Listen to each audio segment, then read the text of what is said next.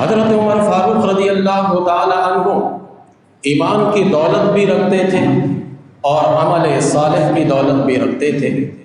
تو قرآن کریم کی اس خبر کے مطابق آپ کو اللہ تبارک و تعالیٰ نے خلافت کے منصب پر فائز فرمایا، تو آپ نے اپنے عہد خلافت کو چلانے کے لیے 8 ستون قائم کیے، جس پر آپ کی پوری سلطنت قائم رہی، اور آج اپنے اور پرائے سبھی آپ کی سلطنت کی تعریف کرتے ہیں، آپ کی خلافت کی تعریف کرتے ہیں۔ وہ 8 ستون کیا ہے؟ پہلے سرسری آپ نوٹ کر لیں، پھر ہر ایک پر 2-4 جملے میں کہوں گا۔ سب سے پہلا ستون تھا آپ کا نظام عدل، دوسرا ستون تھا نظام قضا، تیسرا ستون تھا نظام احتساب، چوتھا ستون تھا محکمہ پولیس، پانچواں ستون تھا جیل خانے، چھٹا ستون تھا محکمہ آبپاشی، اور 7واں ستون تھا بیت المال کا قیام، اور 8واں جو ہے وہ نظام تعلیم ہے۔ یہ 8 ایسے ستون ہیں کہ جس پر آپ نے سلطنت کی بنیاد رکھی اور امور سلطنت چلاتے رہے۔ یہ 8 ایسے ستون ہیں۔ 8 پر بیک وقت کلام کرنا ذرا مشکل ہے، میں مختصراً عرض کرتا ہوں۔ نظام عدل، اس پر اپنوں نے بھی جائزہ پیش کیا ہے اور غیروں نے بھی پیش کیا ہے۔ آج تک غیر حضرت عمر فاروق رضی اللہ تعالی عنہ کے دور خلافت میں ایک زیادتی کی مثال بھی نہیں لا سکے کہ آپ کے دور حکومت میں چاہے وہ عیسائی ہو، چاہے وہ یہودی ہو، چاہے وہ کسی اور مذہب سے تعلق رکھتا ہو، ایک مثال بھی زیادتی کی کوئی مورخ لا نہیں سکا۔ اپنے تو اپنے، پرائے بھی نہیں لا سکے، بلکہ مثال تو اتنی اعلیٰ آپ کی ملتی ہے کہ جس کی نظیر نہ بعد میں مل سکتی ہے، نہ آپ کے بعد کوئی اور خلیفہ میں اس کی نظیر ملتی ہے۔ بہترین قسم کی مثال عدل کی مثال ہے۔ میں تاریخ تبری کے حوالے سے ایک واقعہ آپ کے سامنے پیش کرتا ہوں۔ تاریخ تبری میں ایک واقعہ یہ ہے کہ ملک شام کا ایک بادشاہ جس کا نام تھا جبلہ بن ایہم غسانی، وہ مسلمان ہو گیا۔ اس کے بعد اس کو شوق پیدا ہوا کہ چلو چل کر وہ کعبہ بھی دیکھتے ہیں جہاں مسلمان چاروں طرف چکر لگاتے طواف کرتے ہیں۔ وہ آیا، طواف کے دوران اس کے کاندھے کے ایک چادر کا ایک پلہ زمین پر گرا اور طواف کرنے والے میں سے کسی کا پیر اس کے پلے پر پڑ گیا۔ یہ بادشاہ تھا، بڑا غصہ آیا اسے، ایک تھپڑ اس نے اس شخص کو لگا دیا۔ اس شخص نے بھی اس کو دیکھا اور ایک تھپڑ لگا دیا۔ یہ بادشاہ وقت تھا، ملک شام کا بادشاہ تھا۔ اسے بڑا غصہ آیا کہ یہ ایک عام سا بندہ، اور اس نے مجھے ایک تھپڑ لگا دیا میرے ایک تھپڑ لگانے کی وجہ سے۔ اس وقت وہ کچھ نہیں کہہ سکا۔ فارغ ہونے کے بعد حضرت عمر فاروق رضی اللہ تعالی عنہ کے پاس گیا اور جا کر شکایت لگائی کہ آپ کے رعایا نے مجھے ایک تھپڑ لگایا ہے۔ آپ نے پوچھا کہ کیوں تھپڑ لگایا؟ کہا کہ میری چادر کا ایک پلہ زمین پر گرا اور اس نے پیر رکھ دیا تو مجھے غصہ آیا، میں نے ایک تھپڑ مار دیا اس کو، تو اس کے بدلے میں اس نے ہمیں بھی ایک تھپڑ مار دیا۔ تو آپ نے کہا کہ عدل کا تقاضا یہی تھا کہ تھپڑ کے بدلے میں تھپڑ ہونا چاہیے۔ وہ بادشاہ کو بڑا غصہ آیا، کہنے لگا اچھا مذہب اسلام میں اس طرح ہے کہ بادشاہ اور رعایا کو ایک کر دیتے ہیں؟ کہا کہ ہاں، جہاں پر عدل کی بات آتی ہے خلیفہ اور رعایا ایک ہے، امام اور مقتدی ایک ہے، بادشاہ وزیر اعظم رہے یا صدر مملکت رہے، سب کے لیے قانون ایک جیسا ہے، برابر ہے۔ اسے بڑا غصہ آیا۔ اس نے تو سوچا تھا کہ امیر المومنین اس شخص کو بلا کر سزا دیں گے، لیکن یہ تو اور اس کی حمایت کر رہے ہیں۔ وہ کہنے لگا کہ ٹھیک ہے، میں پہلے مسلمان ہوا تھا، اب میں کافر ہو رہا ہوں۔ آپ نے کہا کہ تو اگر مرتد ہوتا ہے تو ہو جا، میں ایک شخص کی وجہ سے نظام عدل کو خراب نہیں کرنا چاہتا، ایک شخص کی وجہ سے نظام عدل پر کوئی میں حرف آنے نہیں دیتا، جا تو تیری مرضی تیری قسمت، تو جہنم میں جانا چاہتا ہے یا جنت میں جانا چاہتا ہے یہ تیری قسمت ہے، لیکن میں نظام عدل میں کوئی ایسی ویسی بات نہیں لانا چاہتا کہ آنے والے جب لکھیں تو کہیں کہ حضرت عمر نے بادشاہ کے لیے یہ فیصلہ کیا تھا اور رعایا کے لیے یہ فیصلہ کیا تھا۔ ایک نظام عدل کو آپ دیکھیے ذرا، تو آپ کے نظام عدل میں یہ ہے کہ ظلم ظلم ہے۔ اگر ظلم کرنے والا ملک کا وزیر اعظم رہے، صوبے کا وزیر اعلیٰ رہے، اگر ظلم کرنے والا ایک اعلیٰ عہدے پر فائز رہے تو انصاف کا تقاضا یہ ہے کہ جو جھونپڑی والا ہے اس کو اور اس کو ایک برابر بنا کر فیصلہ کیا جائے۔ یہ آپ کے دور خلافت میں یہ ایک اہم ستون ہے جس کی نظیر آج تک پوری دنیا میں آ نہیں سکی اور میرے خیال میں آ بھی نہیں سکتی ہے۔ اس کے بعد میں آگے بڑھتا ہوں، نظام قضا، قضا سے مراد جج وغیرہ کا تعین کرنا، عربی میں قضا جج کو کہتے ہیں، جسٹس کو کہتے ہیں۔ یہ لوگ آ کر فیصلہ کرتے ہیں۔ حضرت عمر رضی اللہ تعالیٰ عنہ نے اس نظام کے لیے کچھ قانون بنائے۔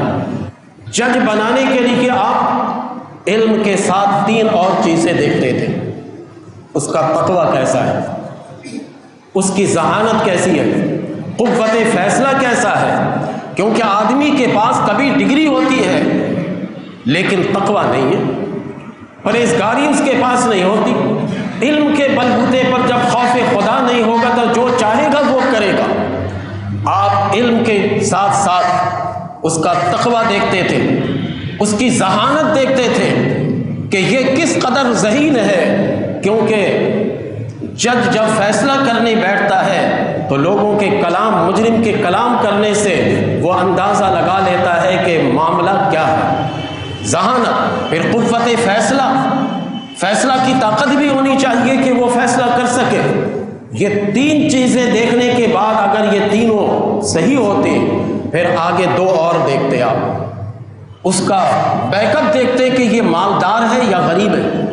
اگر غریب ہوتا تو اس کو جج نہیں لگاتے۔ آپ کو حیرانگی ہو رہی ہو کہ یہ کیسی بات ہے کہ غریب اگر پڑھ لکھ کر آئے، تقوی بھی ہے، ذہانت بھی ہے، قوت فیصلہ بھی ہے، پھر بھی اس کو حضرت عمر رضی اللہ تعالیٰ عنہ جج نہیں لگاتے تھے۔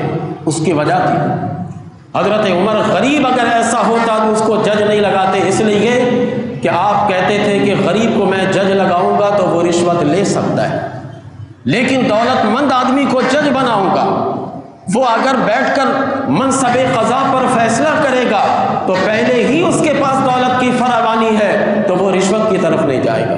یہ حکمت تھی آپ۔ دوسرا، آپ چاہتے تھے کہ اس کے اندر معاشرے میں دیکھتے تھے کہ اس کا مقام کیا ہے۔ معاشرے میں اگر اس کا رعب و دبدبہ ہوتا، معاشرے میں اگر وہ معزز ہوتا تب تو اسے لگاتے، ورنہ نہیں لگاتے۔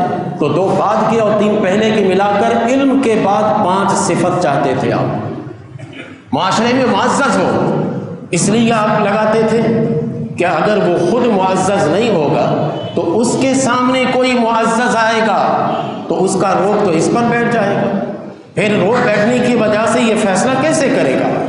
تو آپ 5 چیزوں کا خاص خیال رکھتے تھے کہ علم کے ساتھ ساتھ یہ 5 باتیں جج میں ہو تب اس کو منصب قضا پر بیٹھاتے تھے، نہیں تو پھر کسی اور کا انتظام کرتے۔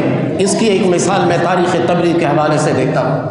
ایک دفعہ حضرت عمر فاروق رضی اللہ تعالی عنہ اور حضرت ابی بن کعب رضی اللہ تعالی عنہ، ان دونوں کا آپس میں کسی معاملے میں اختلاف ہوا۔ دیکھیے، آپ خلیفہ وقت ہیں اور حضرت ابی بن کعب رضی اللہ تعالی عنہ یہ رعایا ہیں، لیکن آپ ذرا ان کے دور کو دیکھیے کہ اتنی چھوٹ ہے کہ میں خلیفہ ہوں لیکن مجھ سے بھی تم اختلاف کر سکتے ہو، اس میں کوئی حرج نہیں ہے۔ اگر ایسی ویسی بات دیکھو تو مجھ سے اختلاف کر سکتے ہو اور اس اختلاف کی بنیاد پر عدالت میں تم بھی جا سکتے ہو، مجھے بھی لے جا سکتے ہو۔ حضرت عمر فاروق رضی اللہ تعالیٰ عنہ کے ساتھ ایسا ہی ہوا۔ یہ عدالت تک معاملہ گیا، وہاں پر جج تھے زید بن ثابت رضی اللہ تعالیٰ عنہ۔ جب یہ دونوں حضرات عدالت میں پہنچے تو حضرت زید بن ثابت رضی اللہ تعالیٰ عنہ نے دیکھا کہ خلیفہ وقت آئے، آپ نے جگہ چھوڑ دی تاکہ خلیفہ آ کر یہاں بیٹھ جائے۔ آپ کھڑے ہوئے، بیٹھے نہیں، کہا کہ اے زید، آپ نے پہلے ہی فیصلے کا گلا گھونٹ دیا ہے، آپ کے پاس ابھی خلیفہ وقت نہیں آیا، آپ کے پاس ایک لڑنے والا وہ آپ کے پاس آیا ہے، اور جو یوں سمجھ لیجئے کہ عدالت کے اعتبار سے ملزم یا مجرم آیا ہے، دو آپس میں لڑنے والے آپ کے پاس آئے اور آپ پر میرا روب و دبدبا بیٹھ گیا اور آپ نے جگہ چھوڑ دی، آپ نہیں بیٹھے وہاں، حضرت زید بن ثابت رضی اللہ تعالیٰ عنہ کے برابر میں بیٹھے جو آپ کے مخالف تھے، اور کہا زید بن ثابت رضی اللہ تعالیٰ عنہ سے کہ آپ فیصلہ کیجیے۔ فیصلہ کیا انہوں نے۔ یہ ہے نظام قضا کہ آپ نظام قضا میں بھی خاص 5 چیزوں کا خیال رکھتے۔ پھر تیسرا جو آپ کا ستون تھا وہ نظام احتساب۔ یہ لفظ آپ خود سمجھتے ہیں کہ احتساب کسی کا حساب لینا۔ حضرت عمر فاروق رضی اللہ تعالیٰ عنہ نے خود اپنی بیٹی سے احتساب کیا، ان کا حساب لیا، اپنے بیٹے سے حساب لیا، اپنی بیوی سے آپ نے حساب لیا، اور پھر ایک دن آپ جمعے کا خطبہ دے رہے تھے، اس دوران ایک شخص اٹھا، اس کا پس منظر میں آپ کو بتاتا ہوں۔ مال غنیمت میں سے کچھ کپڑے آئے، جب تقسیم کیا گیا اسے تو ہر ایک کے حصے میں ایک ایک چادر آئی۔ حضرت عمر فاروق رضی اللہ تعالیٰ عنہ بڑے طویل قامت تھے، آپ قدآور شخص تھے، آپ ایک چادر سے آپ کا لباس تیار نہیں ہو سکتا تھا۔ حضرت عمر رضی اللہ تعالیٰ عنہ نے اپنا لباس 2 چادروں سے تیار کیا ہوا تھا اور اسی کو پہن کر خطبہ دے رہے تھے۔ ایک شخص کھڑا ہو گیا، کہا کہ اے امیر المومنین، آپ حساب دیجئے ہمیں، ہم سب کے حصے میں ایک ایک چادر آئی اور آپ کے جسم پر 2 چادر ہے، یہ آپ نے 2 چادروں سے لباس بنائی، اس کی وجہ کیا ہے؟ کیا آپ نے 2 چادریں لی ہیں اور ہمیں ایک ایک چادر آپ نے دی ہے؟ یہ دوران خطبہ ایک شخص کھڑا ہو کر کہہ رہا ہے۔ آپ بالکل ناراض نہیں ہوئے، آپ نے کہا کہ اس کا جواب میرے بیٹے عبداللہ کے پاس ہے، یعنی حضرت عبداللہ ابن عمر رضی اللہ تعالیٰ عنہ، کہا ان کے پاس اس کا جواب ہے، ان سے پوچھ لو۔ ان سے جب پوچھا گیا تو کہا کہ میں نے اپنے حصے کی چادر اپنے ابا کو دی، اس لیے 2 چادر ان کے تن پر۔ پھر چوتھا نظام تھا محکمہ پولیس۔ یہ آپ نے اس لیے بنایا تھا تاکہ معاشرہ میں امن ہو، معاشرہ میں کوئی مجرم کسی غریب کو آ کر نہ دبائے۔ اگر ایسا ہو تو یہ پولیس والے فوراً اس کو پکڑیں اور شام کے وقت فوراً قاضی کے سامنے پیش کریں۔ آپ نے اس محکمہ کو جو بنایا تھا وہ اس وجہ سے بنایا تھا کہ معاشرے کو امن کا گہوارہ بنانا تھا، اور آپ کے دور میں الحمدللہ ایسا ہوا۔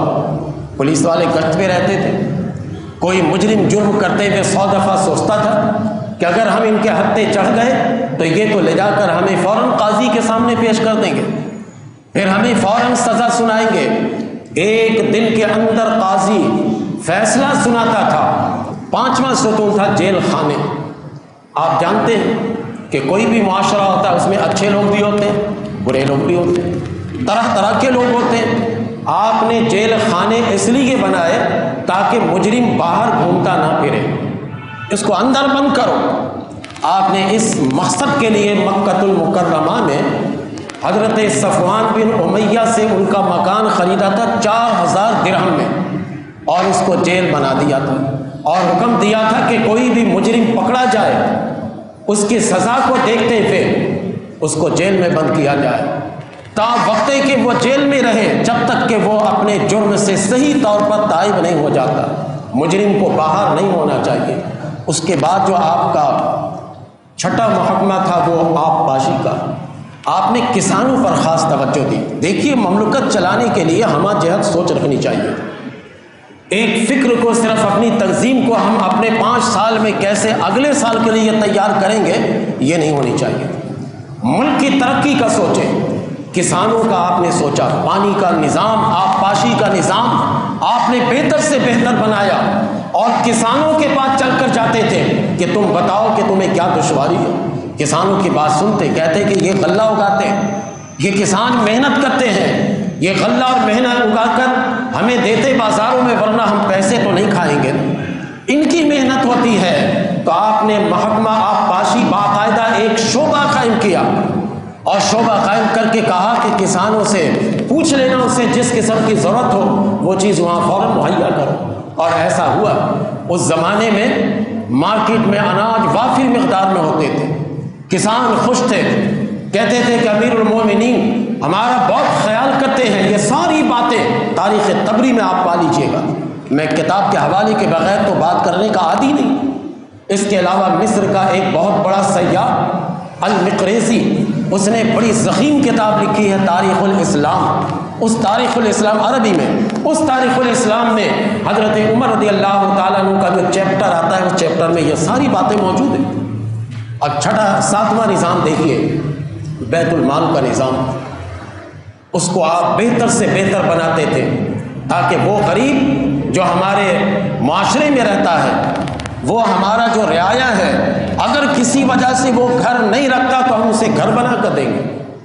غریب اگر بھیک مانگ رہا ہے تو ہم اسے بیت المال سے روزی نہ دیں گے۔ غریب اگر کسی وجہ سے اپنی بچی کی شادی نہیں کر پا رہا ہے وہ ہم دیں گے، کیونکہ حکومت وقت جب کسی غریب کے ساتھ یہ کام کرتی ہے تو آدمی اس وقت کسی کے احسان تلے نہیں دبتا۔